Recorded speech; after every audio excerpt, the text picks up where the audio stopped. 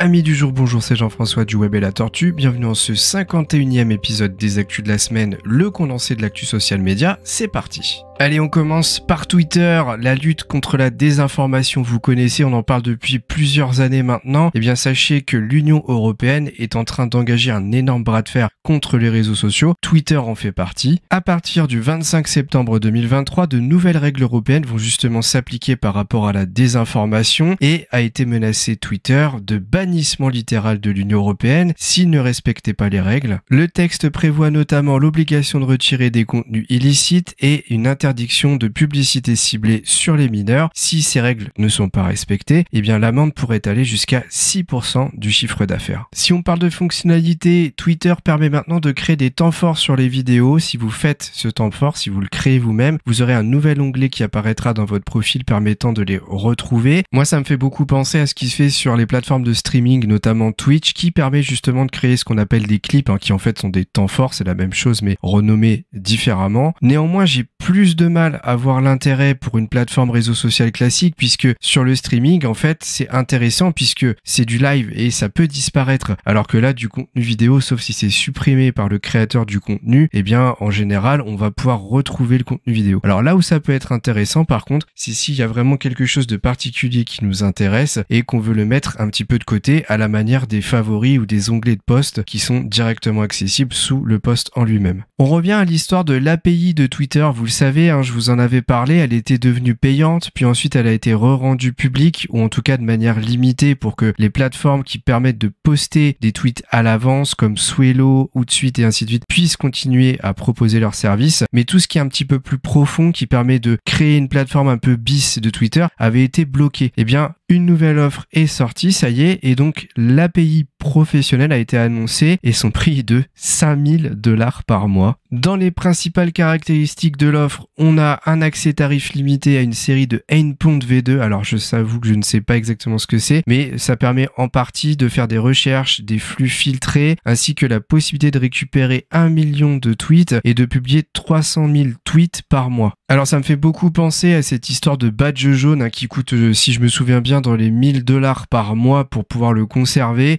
C'est un peu pareil pour l'API, $5000 par mois, vous imaginez la somme que c'est. Il y a très peu d'entreprises qui vont se permettre de prendre cette offre professionnelle de l'API. Franchement, je vois pas comment ça pourrait fonctionner. Allez, on parle directement de Meta et on passe à Instagram. En test actuellement certaines fonctionnalités, une qui permettrait de faire des jeux quiz sur des vidéos en live. En test également la mise en place de sondages dans l'espace commentaire des Reels. Serait en essai également la mise en place d'une story de bienvenue pour les nouveaux abonnés. Ça fait penser beaucoup aux vidéos d'accueil de YouTube. Et serait en développement un nouvel onglet de notification qui permettrait de filtrer plus facilement justement les alertes liées à des abonnements, des commentaires et ainsi de suite. Côté WhatsApp, on a une fonctionnalité bien pratique qui devrait plus tarder à arriver, la possibilité pendant des appels vidéo de partager votre écran ou de le faire partager par votre interlocuteur. Alors ça, ce serait vraiment top parce que quand vous êtes en conférence vidéo et que la personne peut vous partager votre écran, c'est beaucoup plus facile pour comprendre ce qu'elle veut vous montrer et inversement. Et bien sur WhatsApp, si on pouvait le faire, ce serait vraiment pratique pour aider notamment sa famille. Dans l'article que j'ai lu, par exemple, il parlait de ses grands-parents qui en général sont beaucoup moins à l'aise avec les nouvelles technologies. Attention, pour que cela fonctionne, il faudra que la version de WhatsApp soit à jour et que les deux utilisateurs soient sur Android.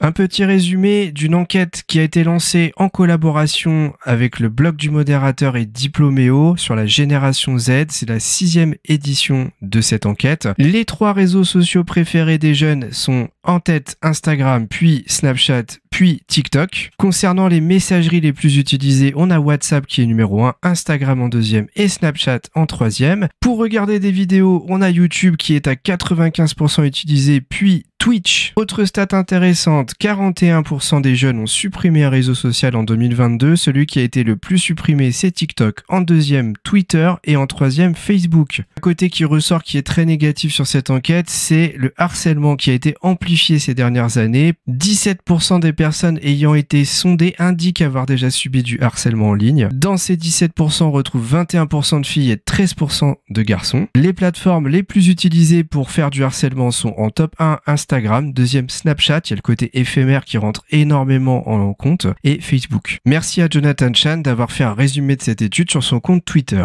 Et enfin, en lien dans la description de ce podcast, je vous partagerai un article de blog qui résume l'ensemble des algorithmes sur les réseaux sociaux, TikTok, Instagram, LinkedIn, YouTube, Twitter et Facebook, qui a été rédigé par le blog du modérateur et ainsi, la méthode pour vous faire connaître sur chacun des réseaux sociaux les plus utilisés n'aura plus de secret pour vous. Et voilà, c'est la fin de ce podcast. Merci de votre écoute, j'espère que ça vous a plu. N'hésitez pas, comme d'habitude, à venir commenter sur YouTube. N'oubliez pas de mettre 5 étoiles, de vous abonner si c'est possible. Et moi, je vous dis à très vite pour un nouveau podcast du Web et la Tortue.